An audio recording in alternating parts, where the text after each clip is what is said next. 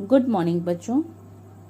हमने पिछले वीडियो में राम लक्ष्मण परशुराम संवाद के 2 पद पढ़ लिए थे। आज के इस वीडियो में हम आगे का पद पढ़ेंगे। तो चलिए पढ़ते हैं। बिहसी लखनऊ बोले मृदुबानी, अहो मुनीसु महाभट मानी। पुनि पुनि मोहि देखाव कुठारू, चहत उड़ावन फूंकी पहारू। इहाँ कुमड़भतिया को नाही, जे तर्जनी देखी मरी जाही। देखी कुठारो सरासन बाना, मैं कछु कहा सहित अभिमाना। भृगुसुत समुझ जनेऊ बिलोकी, जो कछु कहूँ सहो रिस रोकी। सुर महिसुर हरिजन अरुगाई, हमरे कुल इन पर न सुराई। बधे पापो अपकीर्ति हारे, मारत हूँ पा परिय तुम्हारे। कोटि कुलिस सम वचनु तुम्हारा, व्यर्थ धरहूँ धनुबान कुठारा। जो बिलोकी अनुचित कहेऊ, क्षमहु महामुनि धीर। सुनी सरोस भृगुवंश मणि, बोले गिरा गंभीर। आइए शब्दार्थ को देखते हुए हम इस पद का अर्थ भी समझते हैं। सबसे पहले दिया हुआ है, बिहसी लखनऊ बोले मृदुबानी, अहो मुनीसु महाभट मानी। बिहसी का क्या अर्थ होता है? बिहसी का अर्थ होता है हंसकर या हंसते हुए, है ना। बिहसी अर्थ हंसकर। मृदु का अर्थ होता है कोमल। बानी मतलब वाणी। मुनीसु मतलब महामुनि। महाभट महान योद्धा। मानी मतलब माना हुआ। तो परशुराम जी की जब डींगे सुनते हैं लक्ष्मण जी, तो बहुत ही कोमल वाणी में हंसकर बोलते हैं। क्या बोलते हैं?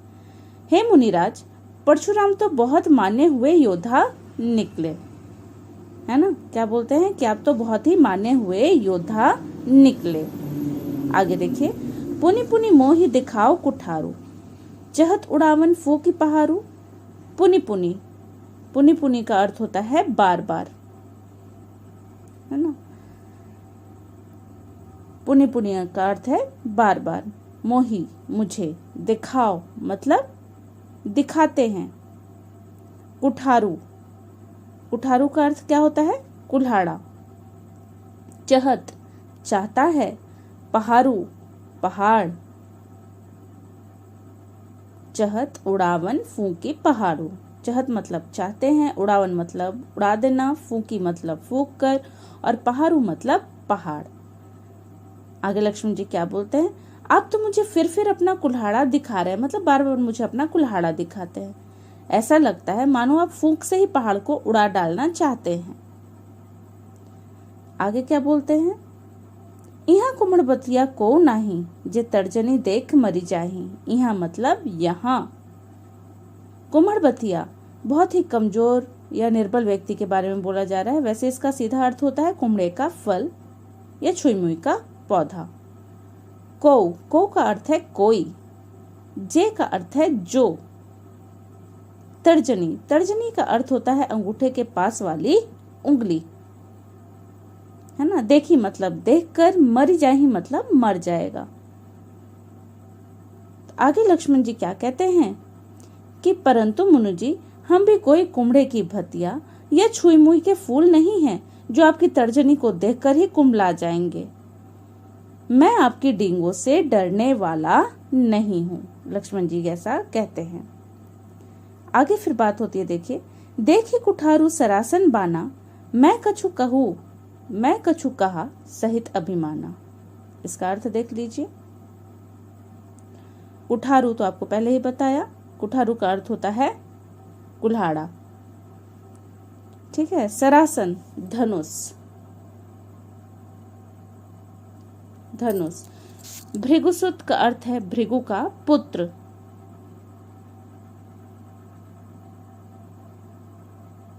जनेऊ ब्राह्मणों द्वारा धारण किया जाने वाला धागा। ये अगली पंक्ति में है बेटा, देख लीजिए इसको। भृगुसुत भृगु का पुत्र, जनेऊ ब्राह्मणों द्वारा धारण किया जाने वाला धागा। बिलोकी मतलब देखकर। जो कछु मतलब जो कुछ भी कहते हैं। कहूँ मतलब कहते हैं। सहु मतलब सहता हूँ। रिस मतलब क्रोध। रोकी मतलब रोककर। ठीक है, आगे क्या बोलते हैं लक्ष्मण जी कि जब मैं सच कहूं अगर मैं, तो मैंने आपके हाथ में जब कुल्हाड़ा और आपके कंधों पर धनुष बाण देखा तो कुछ अभिमान पूर्वक शब्द कह दिए। सोचा कि सामने सचमुच कोई वीर योद्धा है। आपको ऋषि भृगु का पुत्र जानकर और कंधे पर जनेऊ देखकर मैंने सब कुछ सहन कर लिया। आपने जो कुछ भी कहा उसे सहकर क्रोध को पी लिया। सुर महिसुर हरिजन अरुगाई, हमरे कुल इन पर न सुराई। बधे पापू अब कीरति हारे, मारत हूं पा परिय तुम्हारे। सुर का क्या अर्थ होता है? सुर का अर्थ होता है देवता। महिसुर का अर्थ होता है ब्राह्मण। हरिजन का अर्थ होता है भक्त। गाय का अर्थ होता है गाय। कुल मतलब परिवार। सुराई मतलब वीरता। बधे मतलब मारने पर। अपकीर्ति अपयश। मारत हूं मारने पर भी। पा मतलब पांव। परिय मतलब पड़ेंगे। सुर महिसुर हरिजन अरुगाई, हमरे कुल इन पर न सुराई। बधे पापू अब कीरति हारे, मारत हूं पा परिय तुम्हारे। ठीक है, आगे लक्ष्मण जी क्या कहते हैं कि हमारे कुल की मतलब हमारे खानदान की यह परंपरा है कि हम देवता, ब्राह्मण, भक्त और गाय पर वीरता नहीं दिखाया करते। आप तो ब्राह्मण हैं, यदि मुझसे आपका वध हो जाए तो मुझे पाप लगेगा और आपसे हार जाऊं तो अपयश मिलेगा। इसलिए यदि आप मुझे मार भी दें तो आपके पांवों में ही मुझे पड़ना होगा। बोला ना इन्होंने, बधे पापू, आपका वध करने से पाप लगेगा और अगर मैं आपसे हार जाऊंगा तो मुझे अपकीर्ति यानी अपयश मिलेगा, है ना। इसलिए अब जो कुछ भी कर सकते हैं वो आप ही के हाथ में, अतः मैं आपके पांवों में ही पड़ता हूँ। आगे देखिए, कोटि कुलिस सम बचनु तुम्हारा, व्यर्थ धरहूं धनु बाण कुठारा। कोटि करोड़, कुलिस कठोर, बचनु वचन या शब्द, व्यर्थ का अर्थ होता है बेकार। धरहूं मतलब धारण किया है। धनु मतलब धनुष। कुठारा मतलब कुल्हाड़ा। ठीक है, इसका क्या अर्थ होता है? आगे क्या कहते हैं लक्ष्मण जी? महामुनि परशुराम जी, आपके तो वचन ही कैसे हैं, करोड़ों वज्रों के समान कठोर हैं। आपने यह धनुष बाण व्यर्थ ही धारण कर लिया है। इसलिए इन्हें देखकर यदि मैंने आपको कुछ अनुचित कह दिया हो तो हे धैर्यवान महामुनि, मुझे क्षमा कर देना। आगे देखिए, निकलेगा इसका अर्थ, जो भी लोकी अनुचित कहे हूं, क्षमहु महामुनि धीर, सुनी सरोस भृगुवंश मणि, बोले गिरा गंभीर। ठीक है, बिलोकी का अर्थ क्या होता है? देखना, देखकर, है ना। जो बिलोकी अनुचित मतलब गलत, कहे हूं अगर कहा है, क्षमहु क्षमा करिए, महामुनि, धीर मतलब धैर्यता को धारण करने वाले या धैर्य को धारण करने वाले।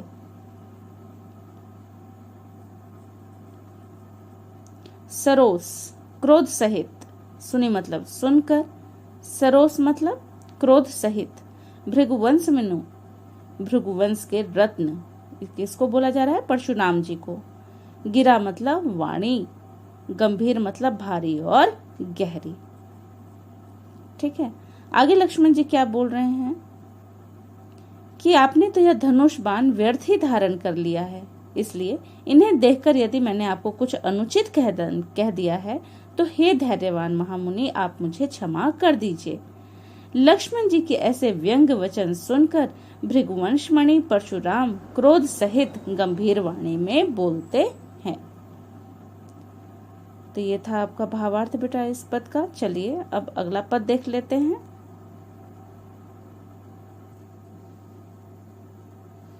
कौशिक सुनहु मंद यहु बालकु, कुटिलु कालवस निज कुल घालकु। भानु बंस राकेश कलंको, निपट निरंकुशु अबोधु असंको। काल कवलु होइहि छन माही, कहो पुकारी खोरी मोहि नाही। तुम हट कहूँ जो चहूँ उबारा, कही प्रताप बलु रोषु हमारा। लखन कहे मुनि सुजसु तुम्हारा, तुम ही अछत को बरने पारा। अपने मुँह तुम आपने करनी, बार अनेक भांति बहु बरनी। नहीं संतोषु तब पुनि कछु कहूँ, जनि रिस रोकी दुसह दुख सहूँ।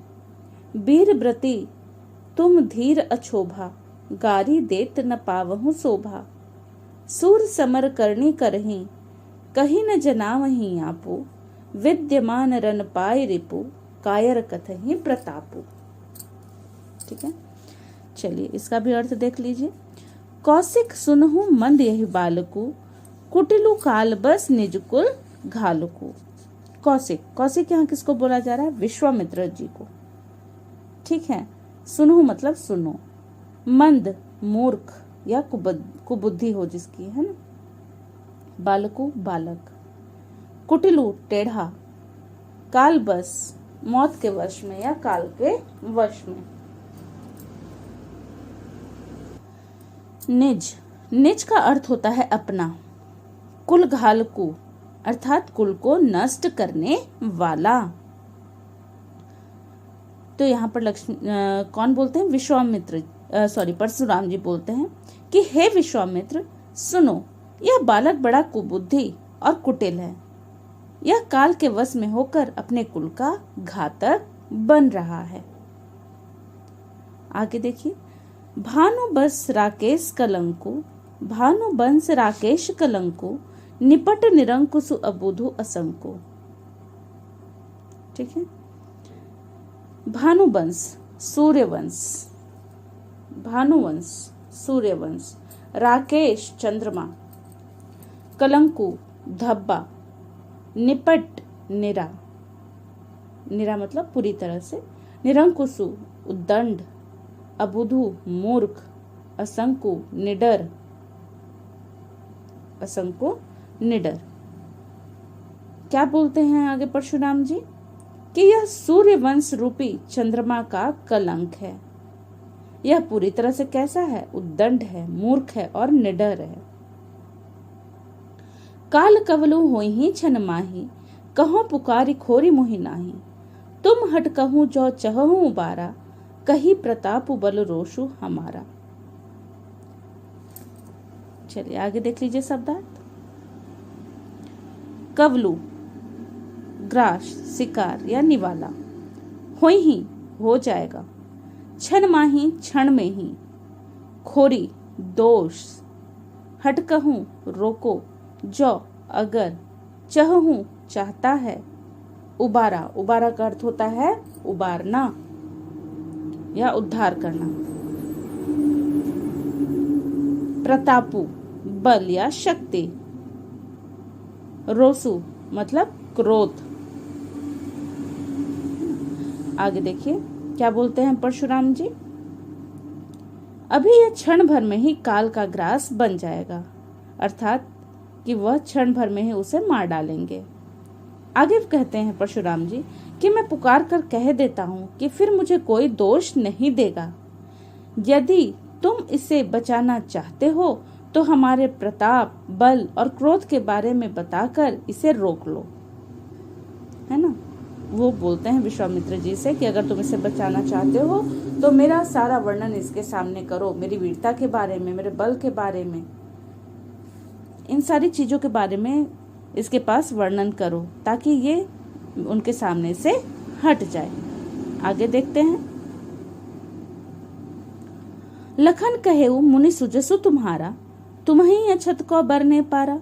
अपने मुँह तुम आपनी करनी, बार अनेक भांति बहु बरनी। इसका अर्थ देख लीजिए।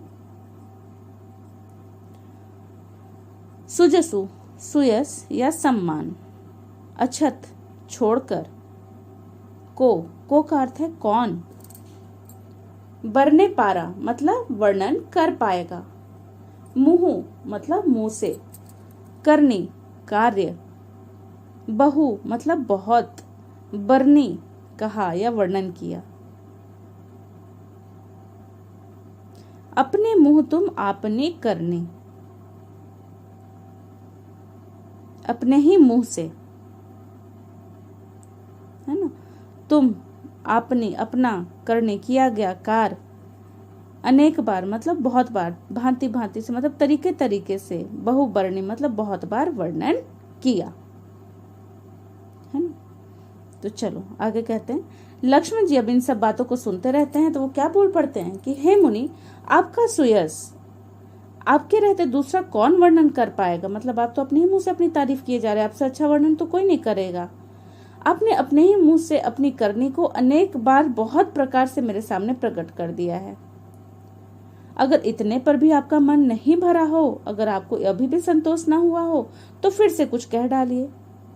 क्रोध रोककर असह दुख सहने की आवश्यकता नहीं है ना। नहीं संतोषु तो पुनि कछु कहूं, जनि रिस रोकी दुसह दुख सहूं।